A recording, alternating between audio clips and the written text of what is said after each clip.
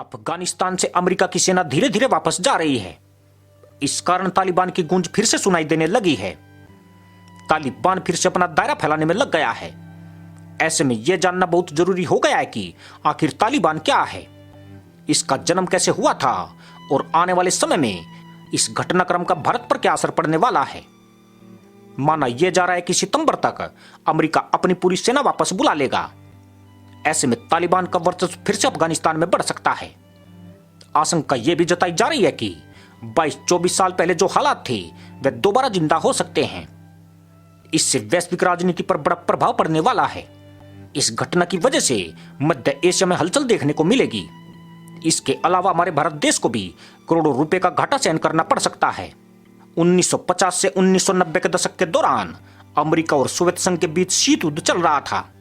दोनों ही देश वैचारिक और भौगोलिक स्तर पर अपना विस्तार करने के लिए एडी चोटी का जोर लगा रहे थे। इस कड़ी में 1979 में सोवियत संघ ने अफगानिस्तान पर हमला कर दिया। अफगानिस्तान में सोवियत का प्रभुत्व अमेरिका से बर्दाश्त नहीं हुआ। इसे देखते हुए उसने ओसामा बिन लादेन का सहारा लिया और उसे अफगानिस्तान में भेज दिया, जहां उसने स्थानीय लोगों को सोवियत संघ के खिलाफ लड़ने के लिए तैयार किया।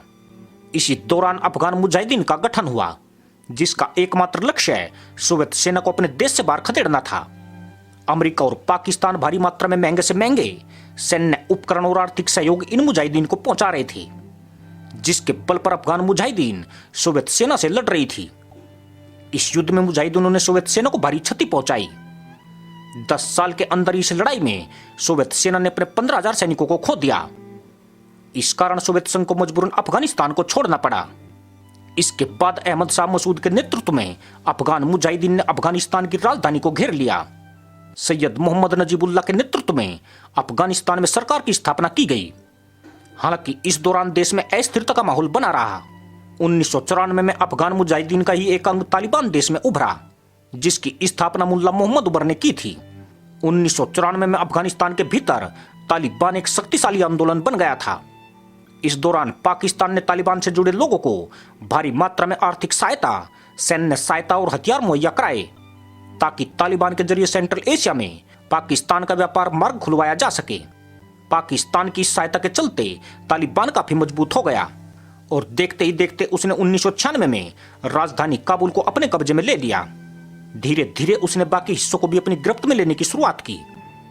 इस बीच अफगानिस्तान की सरकार और तालिबान के बीच कई सारे युद्ध हुए।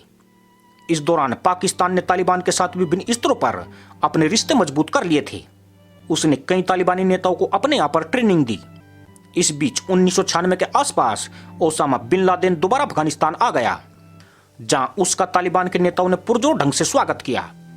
मगर ओसामा बिन लादेन के मंसूबे कुछ और थे, जिसे पूरा करने के लिए उसने तालिबान के भीतर आतंकवादियों को भर्ती करने की शुरुआत की। इसे देखते हुए संयुक्त राष्ट्र संघ ने ओसामा बिन लादेन को पकड़ने के लिए प्रस्ताव पारित किया, जिसका कोई ठोस निष्कर्ष नहीं निकला।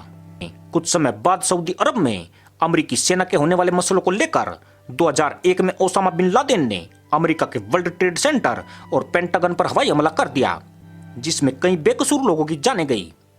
इस घटना के बाद अमेरिका हरकत में आ गया और उसने तालिबान से ओसामा बिन लादेन को सौंपने के लिए कह दिया। अमेरिका के इस प्रस्ताव को तालिबान ने अस्वीकार कर दिया। इसे देखते हुए अमेरिका भड़क गया और उसने तालिबान के कई स्ट्रेटेजिक बेस पर खतरनाक हवाई हमले किए। इन हमलों में तालिबान को काफी क्षति पहुंची, जिसके चलते काबुल से उसका नियंत्रण पूरी तरह टूट गया। इस हमले के कारण तालिबान के कई नेताओं को भागकर पाकिस्तान में शरण लेनी पड़ी थी। इसके बाद लंबे समय तक अफगानिस्तान में अस्थिरता का माहौल बना रहा, जिसे देखते हुए अमेरिका अपनी सेना यहां पर तैनात करता रहा।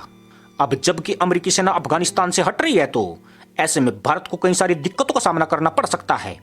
इस घटनाक्रम के चलते हमें चाबार बंदरगाह प्रोजेक्ट में करोड़ों रुपए का घाटा सहन करना पड़ सकता है। इसके अलावा पाकिस्तान तालिबान की सहायता से कश्मीर में अव्यवस्था फैलाने की पूरी कोशिश करेगा, जिस कारण हमें रक्षा क्षेत्र में अतिरिक्त मात्रा में पैसों को खर्च करना पड़ सकता है। क्या ये भी जताए जा रहे हैं कि अफगानिस्तान में अब रूस की आर्मी की एंट्री हो सकती है। इसी संदर्भ में हमारे विदेश मंत्री एस जयशंकर रूस के दौरे पर गए थे। अगर स्थिति ठीक नहीं हुई तो जल्दी नॉर्दर्न अलायंस की सेना अफगानिस्तान में दिख सकती है, जिसका भारत भी एक हिस्सा है। तालिबान का जिस तेजी से विस्तार हो रहा है, ऐसे में वहां पर सेना को तैनात करना काफी जरूरी हो गया है। अगर ऐसा नहीं किया जाता है तो आसपास के कई और देश भी उसकी जद में आ जाएंगे। इसी के साथ अनुमति दोस्तों, जय हिंद।